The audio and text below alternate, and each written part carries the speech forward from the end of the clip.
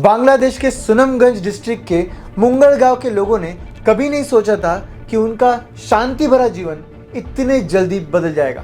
ना सिर्फ उनके गांव के लिए बल्कि पूरे बांग्लादेश के हिंदू भाइयों के लिए, परिवार के लिए।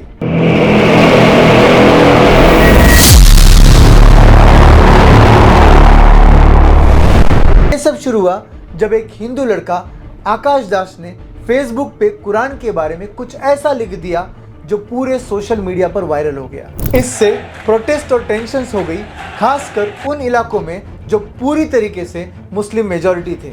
बांग्लादेश के हर कोने में हिंदुओं पर हमले बढ़ते गए, मंदिर तोड़े गए, घर लूटे गए और ढाका के पास महाभाग्य लक्ष्मी नारायण मंदिर को भी पूरी तरीके से जला दिया गया। एक पुराना और पवित्र मंदिर अब सिर्फ राख का ढेर बनकर रह गया है। हिंदू कम्युनिटी के लिए ये वक्त काफी डर और असुरक्षा का है। जब तक शेख हसीना की सरकार थी, हिंदू कम्युनिटी को थोड़ी सुरक्षा महसूस होती थी, लेकिन अब ये चीज बदल गई है। Bangladesh nationalist party (BNP) and जमाते इस्लाम के ग्रुप के सपोर्टर्स अब खुलकर हिंदू कम्युनिटी को टारगेट कर रहे हैं। फिर आता है एक shock, the arrest of Chinmay Krishnadas, ISKCON के जुड़े एक हिंदू सेंट जो वायलेंस का विरोध कर रहे थे।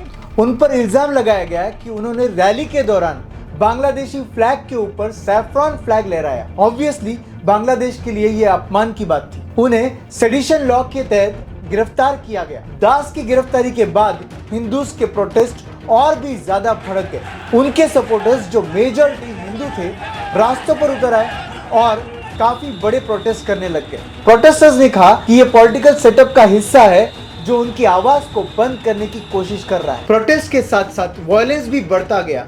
चिट्टोराम के एक मुस्लिम लॉयर को मार दिया गया।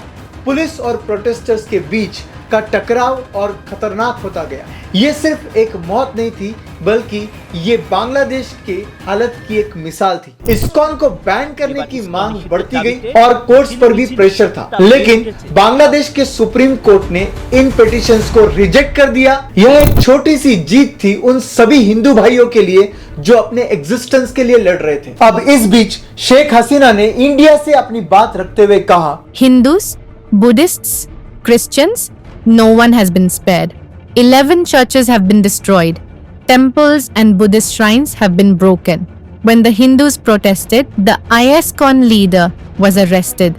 लेकिन इसका दूसरा नजरिया भी है। भट्टाचार्य जी, ढाका के एक हिंदू बैंकर, इनका कहना है कि शेख हसीना के टाइम हमें एक फॉल्स सेंस ऑफ सिक्योरिटी मिला था। कुछ लोगों को सुरक्षा मिली थी, लेकिन कुछ लोगों को करप्शन और जमीन छीनने की वजह से हर वक्त इनसिक्योरिटी का सामना करना पड़ा था। उस टाइम पॉलिटिकल करप्शन और जमीन छीनने का गेम हर जगह था। इन सबको सुनते हुए हम ये सोच में पड़ जाते कि बांग्लादेशी हिंदूज कभी वहां पे सेफ थे भी या नहीं। जैसे जैसे टेंशन्स बढ़ी, इंडियन मीडिया ने इस क्राइसिस को अपने तरीके से एम्पलीफाई कर दिया। False report, exaggerated news and anti Bangladeshi sentiments ने आग को और भी ज्यादा भड़काया। इस डिसइंफॉर्मेशन के चलते बांग्लादेश के लोग और भी ज्यादा उकसाए गए और अब वहां के हिंदूज हर तरफ से खौफ से घिरे हुए हैं। इन सब हालातों को सुलझाने के लिए Vikram Misri, the foreign secretary of India and Bangladeshi foreign secretary Mohammad Jasim Uddin के बीच बातचीत हो गई है और Bangladesh government has assured action against perpetrators of violence against minorities. Bangladesh में हिंदुओं के लिए ये सिर्फ एक जंग नहीं है, ये उनकी जिंदगी, उनका धर्म और उनका एग्जिस्टेंस बचाने का वक्त है। इंडिया और दुनिया भर के सभी लोग इस हालात को